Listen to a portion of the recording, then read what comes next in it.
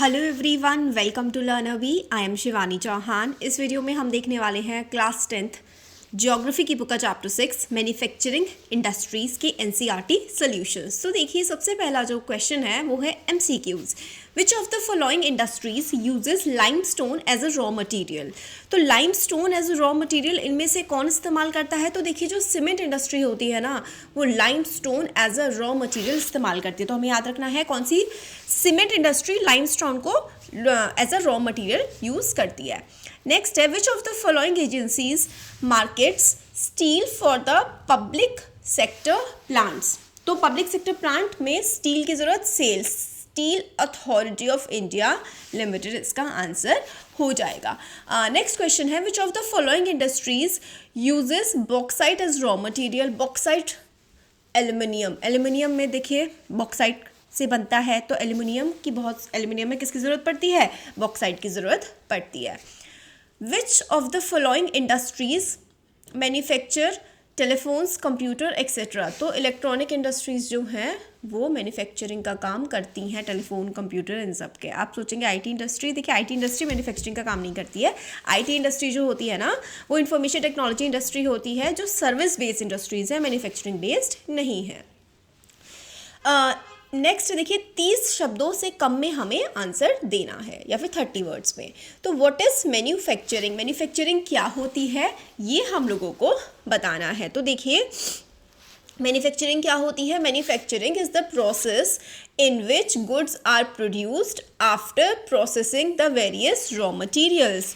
तो raw material, जैसे कि अगर मैं ब्रेड की बात करूं, तो ब्रेड का रॉ मटेरियल होता है गेहूं। तो गेहूं की प्रोसेसिंग की जाती है, फिर उसके बाद उससे ब्रेड बनती है। तो manufacturing is the process in which goods are produced after processing the raw material. तो वेरियस रॉ मटेरियल्स की पहले प्रोसेसिंग होती है और फिर उसके बाद जो है वो मैन्युफैक्चर्ड प्रोडक्ट हमारा बनता है। नेक्स्ट क्वेश्चन है, देखो हमारा, name any 3 physical factors for the location of industry. तो इंडस्ट्री की लोकेशन के लिए 3 फिजिकल फैक्टर्स कौन कौन से ज़रूरी होते हैं वो हमें बताने हैं। तो देखिए, इंडस्ट्री लगाने के लिए ना जो फैक्टर्स की ज़रूरत हमें होती है वो होता है availability of raw material, suitable climate और availability of water and power supply. What is manufacturing के नीचे आना था, सॉरी। तो availability of water and power supply, तो यहाँ पर ही हम लिख देंगे, एक तो हमें वाटर की भी ज़रूरत होती है और पावर सप्लाई की भी हम लोगों को बहुत ज़्यादा ज़रूरत होती है, क्योंकि बिना पावर के, बिना बिजली के तो कोई भी काम होता ही नहीं है। तो 3 फैक्टर्स जो कि किसी भी इंडस्ट्री की लोकेशन के लिए बहुत ज़्यादा ज़रूरी हैं वो हैं रॉ मटीरियल, वाटर, पावर और सूटेबल क्लाइमेट। बहुत सारे मतलब जो है ना फैक्टर्स हमारे करते हैं। वैसे तो हम लोग ज़्यादा क्या लिखते हैं? Land, labour and raw material. Land, labour, raw material, ये 3 बेसिक हमारे फैक्टर्स होते हैं जो कि हमें बहुत ज़्यादा ज़रूरी होते हैं किसी भी इंडस्ट्री की लोकेशन के लिए। लैंड, लेबर, रॉ मटेरियल्स, ये वाली आपको आ गई समझ। नेक्स्ट क्वेश्चन है, व्हाट इज़ मैन्युफैक्चरिंग। तो मैन्युफैक्चरिंग क्या होती है? एक सेकेंड, मैन्युफैक्चरिंग वाला तो चला गया ना ऊपर। नेक्स्ट हमारा क्वेश्चन है, name any 3 human factors for the location of an industry. 3 human factors हमें बताने हैं, 3 फिजिकल फैक्टर्स हम लोगों को बताने हैं कि भाई कौन कौन से इंडस्ट्री के लिए जो ज़रूरी है। यहाँ पर फिजिकल फैक्टर्स और यहाँ पर ह्यूमन फैक्टर्स। एक सेकेंड, ये ना क्वेश्चन आंसर्स जो है ना बच्चों, यहाँ पे फिजिकल की जगह ह्यूमन होना चाहिए। ह्यूमन फैक्टर्स जो ज़रूरी होते हैं इंडस्ट्री की लोकेशन के लिए, तो ह्यूमन फैक्टर्स जो बहुत ज़्यादा ज़रूरी हैं वो है चीप लेबर। चीप लेबर का मतलब होता है सस्ता लेबर। सस्ता लेबर यानी कि हमें सस्ते दर पे काम करने वाले लोग चाहिए होते हैं अगर हमें इंडस्ट्री लगानी है। इंडस्ट्रियलिस्ट तभी इंडस्ट्री लगाते हैं। Availability of services such as consultants and financial advice. Financial advice, consultant यानी कि भाई इंडस्ट्री लगेगी तो उसमें काम करने वाले दिमाग वाले लोग भी होने चाहिए जो कि अपनी कंसल्टेशन दे सकें, अपनी सर्विसेज प्रोवाइड कर सकें। अवेलेबिलिटी ऑफ मार्केट, मतलब अगर इंडस्ट्री लगानी है तो मार्केट का होना भी बहुत ज़्यादा ज़रूरी होता है आसपास ही, ताकि सस्ता माल हो सके। Okay, basic industries are those which supply raw material. एक सेकेंड बच्चों, यहाँ पे थोड़ा सा ये अब देखिए नेक्स्ट क्वेश्चन जो है वो है what are basic industries. Basic industries क्या होती हैं और हमें एग्जाम्पल भी देना है। तो देखो basic industries are those which supply raw material to industries which manufacture other goods. For example, an example is the iron and steel industry which supply steel to automobile industry। तो देखो basic industry वो industry होती है जो बाकी industries को भी सामान प्रोवाइड करती है। तो बेसिक इंडस्ट्रीज का जो सबसे अच्छा एग्जांपल है ना वो है आयरन एंड स्टील इंडस्ट्री। तो जो आयरन एंड स्टील इंडस्ट्री होती है ना वो बाकी सारी इंडस्ट्रीज़ को, जैसे कि लोहे की ज़रूरत हर इंडस्ट्री को होती है, साइकिल बनानी है तो भी लोहे की ज़रूरत है, स्टील की ज़रूरत है, नट बोल्ट्स की ज़रूरत है ना। तो ये सारा का सारा सामान हमें आयरन और स्टील इंडस्ट्री से मिलता है। तो आयरन और स्टील इंडस्ट्री एक बेसिक इंडस्ट्री है। नेक्स्ट है इंपॉर्टेंट रॉ मटेरियल। क्वेश्चन जो है वो ये है कि इंपॉर्टेंट रॉ मटेरियल कौन कौन से होते हैं सीमेंट मैन्युफैक्चर करने के लिए। तो सीमेंट मैन्युफैक्चर करने के लिए लाइमस्टोन, सिलिका, एल्यूमिना, जिप्सम। तो लाइमस्टोन, सिलिका, एल्यूमिना, जिप्सम ये बेसिक रॉ मटेरियल होते हैं। नेक्स्ट है right the answers of the following question in 120 word. तो अब जो हमें है 120 वर्ड्स में क्वेश्चंस का आंसर करना है। तो how are integrated steel power plants different from mini steel plants? What problem does the industry face? What recent development have led to arise in the production capacity? तो देखिए question ये है कि जो स्टील पावर प्लांट हैं वो mini, एक होता है इंटीग्रेटेड यानी कि जुड़े हुए steel power plant, mini steel power plant से अलग किस तरीके से हैं। स्टील पावर प्लांट वाली जो इंडस्ट्री है ना, ये स्टील वाली जो इंडस्ट्री है, मैं पावर बोल रही हूँ सॉरी, सिर्फ स्टील है। स्टील इंडस्ट्री में प्रॉब्लम्स क्या क्या हैं और रीसेंट जो हैं what are the recent developments that have led to rise in the production capacity. और रिसेंटली प्रोडक्शन कैपेसिटी अगर बढ़ी है स्टील प्लांट्स की तो वो किन वजहों से बढ़ी है, ये हम लोगों को बताना है। तो देखिए आंसर है integrated steel plants are large plants which handle everything in one complex form putting together raw material to steel making, rolling and shaping. तो देखिए जो इंटीग्रेटेड स्टील पावर प्लांट होते हैं उसमें सभी कुछ होता है, रॉ मटेरियल भी उसी में डाल देते हैं, स्टील फिर बन जाती है, फिर रोलिंग और शेपिंग, सारा का सारा काम जो होता है वो एक जगह हो जाता है। मिनी स्टील प्लांट्स जो होते हैं वो स्मॉलर होते हैं, have electric arch furnaces, use mainly steel scrap and sponge iron as input. जो ये स्टील स्क्रैप होता है ना, देखिए स्क्रैप वो चीज़ होती है जो वेस्ट वाला आता है, वो स्पॉन्ज आयरन या फिर जो बिल्कुल ही पतला वाला हल्का मॉल्टेड आयरन होता है उसका ये इस्तेमाल करते हैं। They have re rollers that use steel ingots as well. They produce mild and alloy steel of given specification.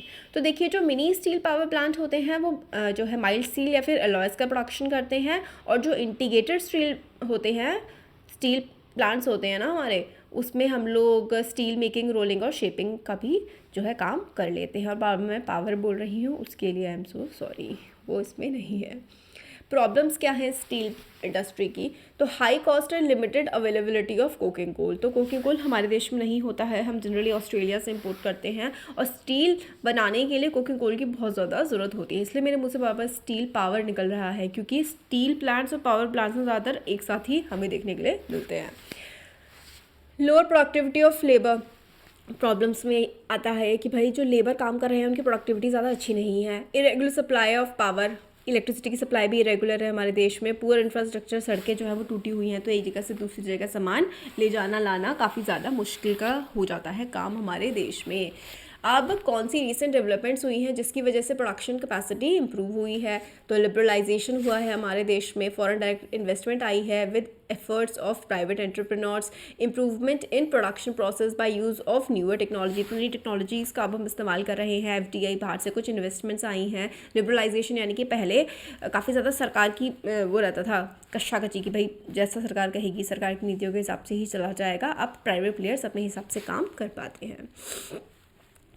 Industries are responsible. अब देखिए पोल्यूशन कौन कौन से हैं, इंडस्ट्रीज़ कौन कौन से पोल्यूशन फैलाती हैं। तो ये है question, how do industries pollute the environment. इसको तो पहले मैं हटा देती हूँ यहाँ से कि इंडस्ट्रीज़ एनवायरनमेंट को किस तरीके से पोल्यूट करती हैं, ये हमें बताना है।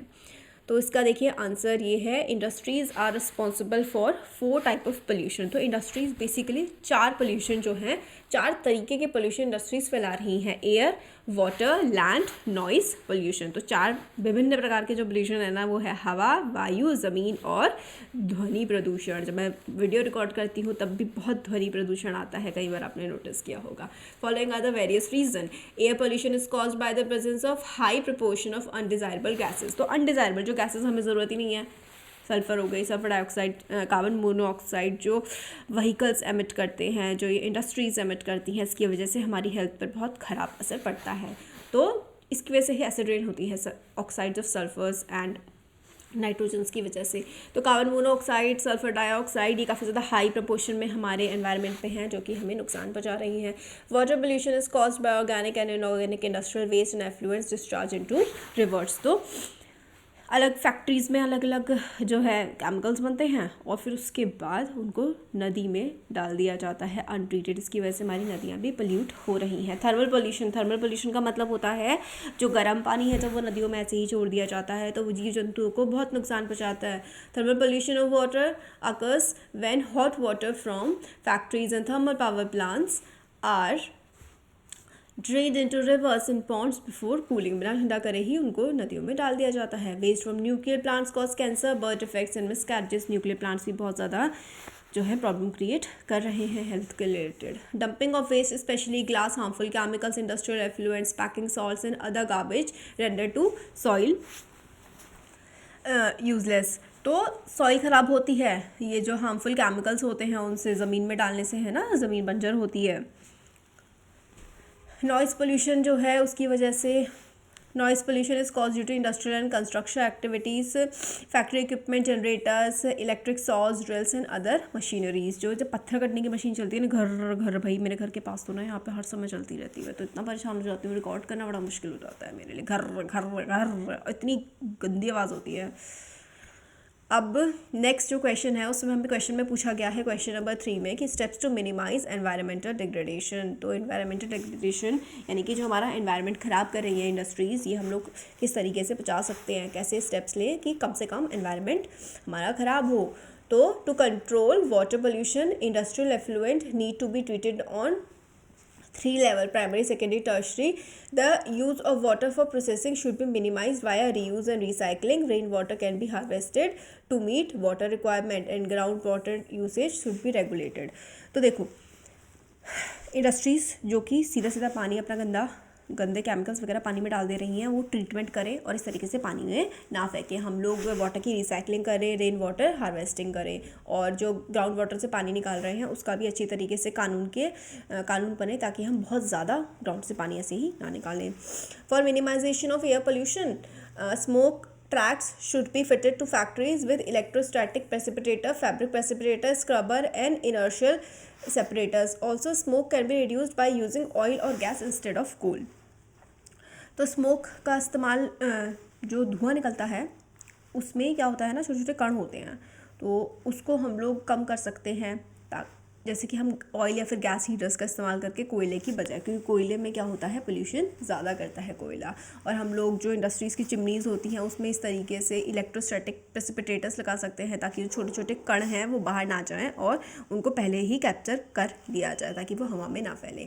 Noise pollution can be controlled by fitting generators with silencers, redesigning machinery to reduce noise and using earplugs and earphones beside other noise abnormal material. तो भाई जैसे कि जो मशीनें हैं जो ज़्यादा आवाज़ कर रही है उसमें साइलेंसर्स लगा दो, ये है, और हम लोग ईयरप्लग्स वगैरह का इस्तेमाल कर लें ताकि कान में एक्सेसिव नॉइज़ ना जाए। तो ये थे कुछ क्वेश्चन आंसर्स। वीडियो पसंद आया तो ज़रूर लाइक करें, चैनल को सब्सक्राइब और शेयर करें। Thank you.